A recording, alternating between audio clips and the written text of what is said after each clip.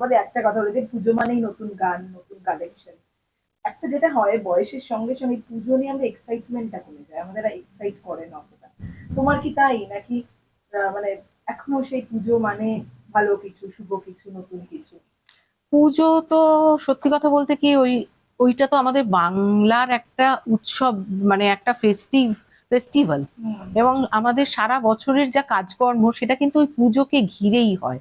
আর আমার এখানে সুবিধা হয়েছে, প্রথার জন্মদিনটা হচ্ছে পুজোর ঠিক আগে আগেই, হুম। যে কারণে আমরা জন্মদিন আর এই দুটো ফেস্টিভ্যালটাকে আমরা মিলিয়ে নিতে পারি, এটা একটা আমাদের সুবিধা হয়। আর এবছর তো পুজো আগে যেহেতু দুটো একদমই এসে গেছে। তবে হ্যাঁ, পুজোর গানের যে এক্সাইটমেন্টটা আমরা পেয়েছি, আমরা আমাদের সময় পর্যন্ত ছিল, সেই এক্সাইটমেন্টটা আর নেই। আমি এবছর হই হই করে বাঁচি গানটা করেছি ঠিকই, কিন্তু সত্যি কথা বলতে কি অত হিসেব করে নয় যে আহ মানে পুজোর সময় করছি। দেখলাম পুজো এসে গেছে, ভালোই হয়েছে। কিন্তু জানি না মানে মানুষ কতদূর, আমরা খুব হই হই করে আনন্দ করে গানটা করেছি, ভিডিও করেছি আরো হই হই করে, কিন্তু কতজন শুনতে পারবেন জানি না, কেননা এখনো যা অর্গানিক্যালি 12,000 মতো শুনেছেন 12 দিনে।